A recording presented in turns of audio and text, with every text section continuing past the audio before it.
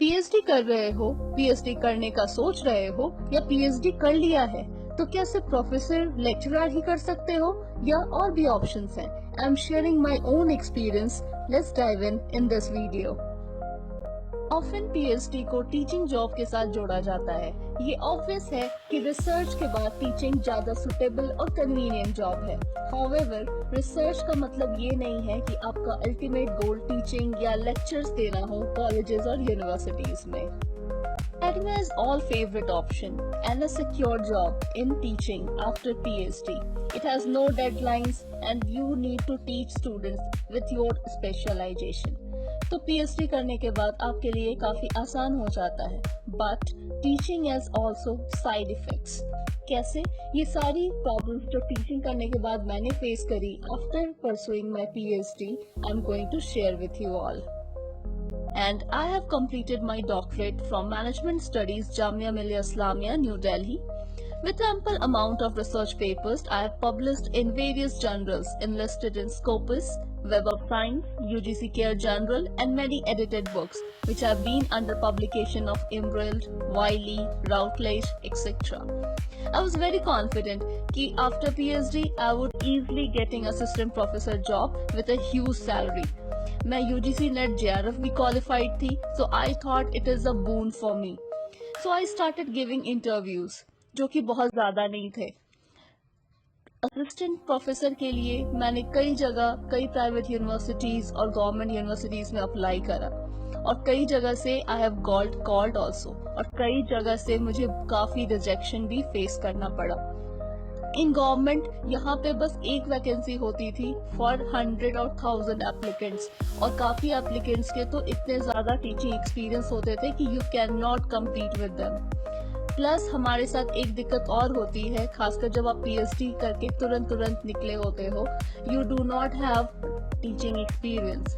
आपको पीएचडी में आपको टीचिंग करनी होती है मगर एक टीचिंग एक्सपीरियंस सर्टिफिकेट आपको इश्यू नहीं होता है, जिसके कारण आपके रिज्यूमे में टीचिंग एक्सपीरियंस को एज अ फ्रेशर माना जाता है, उसे काउंट नहीं किया जाता, जो आपके लिए एक बैन साबित होती है.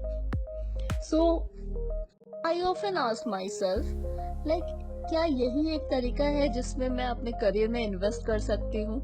क्योंकि पीएचडी जर्नी आसान नहीं होती, इसमें आपको 4 से 5 साल अच्छे से देना होता है, आपको अच्छे पब्लिश पेपर्स करने होते हैं, आपको थीसिस अपनी बहुत अच्छी करनी होती है, काफी हर्डल्स पार करके जब आप अपनी थीसिस सबमिट करते हो and you get your doctorate degree, and after that we all assume कि we need and we deserve a good salary job as a reputed professor or in teaching field or in any other field, right? मेरा research smart destinations पे था, जिसपे हम practical solutions पे मैं काम कर रही थी और I really wanted to get my solutions which is recommended in my thesis to get applied in practical world, not only in paper. और ये मुझे समझ नहीं आ रहा था कि टीचिंग जॉब में कैसे होगा. But again I was interviewing और मैं हर जगह इंटरव्यू दे रही थी कि कहीं से हमारी करियर स्टार्ट हो. काफ़ी रिजेक्शंस के बाद I got call from a university और मुझे वहाँ उस यूनिवर्सिटी में 5 राउंड्स देने पड़े and then I got my offer mail. Salary negotiation तो एचआर कर ही नहीं रहा था because he said that my experience is counted as a fresher because आपने जो भी पीएचडी के दौरान आपने पढ़ाया है, you don't have a certificate. So again salary negotiation उसके साथ हो नहीं पाई और I really wanted, I was desperate to start my teaching career. And you know what was the salary? It was 50,000, जो कि मेरे एसआरएफ से भी कम था. To tell you truth, I was aghast. My SRF जो कि उससे भी ज्यादा आती थी, ये मेरे लिए काफी नहीं था. बट मैंने ऑफर एक्सेप्ट कर लिया और यूनिवर्सिटी ज्वाइन कर लिया. KPMG की एक स्टडी कहती है कि इंडिया के टॉप 100 हायर एजुकेशन इंस्टीट्यूशंस में 60% फैकल्टीज पीएचडी होल्डर हैं. ये रेशियो करीबन आपका 90% मैनेजमेंट इंस्टीट्यूशंस में पाया जाता है और 80% इंजीनियरिंग कॉलेजेस में. हाउएवर, यहाँ पे आपको डेटा गैप भी मिलता है जो ये कभी नहीं कहता कॉन्फिडेंटली कि X% Indian PhD holder teaching field में है और Y% PhD holders non teaching field में हैं, जिसका एक बहुत बड़ा गैप देखने को मिलता है। So after joining my university, जो कि काफ़ी कम सैलरी में I have joined, I have started learning administrative side of teaching also. So let me tell you one thing, it is very exhausting. Colleges और universities में they assume कि आपको teaching आती है. So they will put you to take classes and it can go up to 19 to 21 hours per week. ऊपर से when you get little time after taking class, आपको appoint कर दिया जाता है as a exam coordinator, as a sports coordinator, as a activity coordinators and many more. Professors को administrative duties assign की जाती है जो कि पूरे वीक चलती है, न्यूमरस इवेंट्स में, एक्टिविटीज में, वर्कशॉप्स में, वेबिनार्स में। एडमिनिस्ट्रेशन आपसे एक्सपेक्ट करता है कि आप नैक इवैल्यूएशन और भी जो भी यूनिवर्सिटी के अलग अलग काम है like student data verification and everything, you have to get involve in everything. When you put on publishing research papers, आपको अपने पीयर्स के साथ कॉम्पीट भी करना होता है ताकि आप देखें कि आप एक्टिव हैं अपने रिसर्च डिपार्टमेंट में भी, and it will make your real research go down the gutter because आप उसमें प्रॉपर टाइम और इफिशिएंसी नहीं दिखा पाते। It's not that I did not enjoy teaching. I gave lots of lectures and I interacted with students, guided them. But once I started giving my lecture, there was a workshop scheduled. But I did not go to the workshop. I was not feeling good. And then I sat in the park and thought, do I really want to be an associate professor after completing this life for at least 7 years? And then keep on continuing this. Am I really enjoying it? Because this is what not my research is totally dependent on. Not I have wasted my 4 to 5 years of PhD just to be doing this. I was not satisfied that my labors are not utilizing properly. मैंने new opportunity search करना start कर दिया। Private corporate job में मैंने काफ़ी ज़्यादा apply करा, मगर मुझे बस इसलिए नहीं लिया गया because I was over qualified for the job and they can not work with me.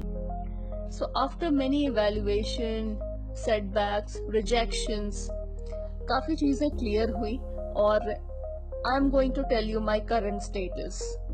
My current status is right now I am a visiting professor in a very good university. I have started my own venture that goes into smart developing of softwares and applications.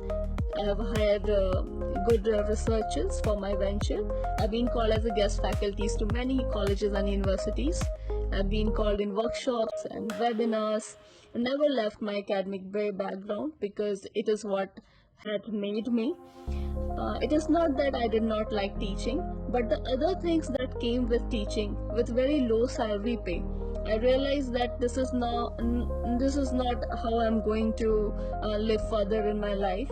So I have stopped torturing myself after 11 months and provoked myself to go and explore other opportunities apart from the teaching job. Financial benefit career में बहुत ज़्यादा important factor है, और वो भी तब जब आप 4 से 5 साल अपने लाइफ का PhD के लिए डेडिकेट कर देते हो। मेरे को फेलोशिप मिल रही थी JRF और SRF के नाम से, मगर काफ़ी रिसर्चर्स हैं जो कि JRF क्वालिफाइड नहीं होते and they suffer because of finance, या फाइनेंशियल उनकी सिचुएशन अच्छी नहीं होती। So it's a setback for them. और जब after completing PhD they get a job with a low salary pay, then it is a setback for the whole education system. And teaching job एक बहुत आसान तरीका होता है, लेकिन कम पे के कारण काफ़ी PhDs अपने रिसर्च में आगे नहीं बढ़ पाते हैं। So there is a debate and I understand कि ये बहुत हार्ड है सोचना कि कोई और ऑप्शन है, क्योंकि जो हमारे सराउंडिंग पीपल हैं they are also doing the same after doing PhD, applying for the teaching job. So but there are many other alternative options, career options which I have also done, and I suggest that you should not and never leave your research area. I have met many peers like me who are pursuing their career apart from teaching. So there are some options like you can be a freelancer. आप आप अपने research services को दूसरों को offer कर सकते हो। You can be a visiting professor और एक अपने नए नए वेंचर्स में भी आप उसमें टाइम इन्वेस्ट कर सकते हैं। You can apply to research department of big MNCs जो कि आपके रिसर्च के साथ एसोसिएट होना चाहते हैं। You can keep upgrading yourself with evolving techs. Evolving tech के कारण जो न्यू रिसर्च कंपनीज हैं वो आपको इजीली हायर करती हैं। They are looking for some experts कि वो उनके प्रोडक्ट को डेवलप करने में हेल्प करें। So that would be a good pathway for you. आप अपनी वेंचर स्टार्ट कर सकते हैं, अपने रिसर्च को लेके कोई ना कोई तरीके के प्रोडक्ट्स या मॉड्यूल्स पे डिजाइन कर सकते हैं और काफी कुछ आप अपने लिए कर सकते हो। अगर आपको कोई भी डाउट या कुछ हो रहा है तो you can easily connect with me. Global trend की बात करें तो 80 से 90% ऑफ PhD एंड अप होते हैं कि वो टीचिंग जॉब में नहीं जा रहे होते हैं, खासकर हम जब इंडिया की बात ना करें।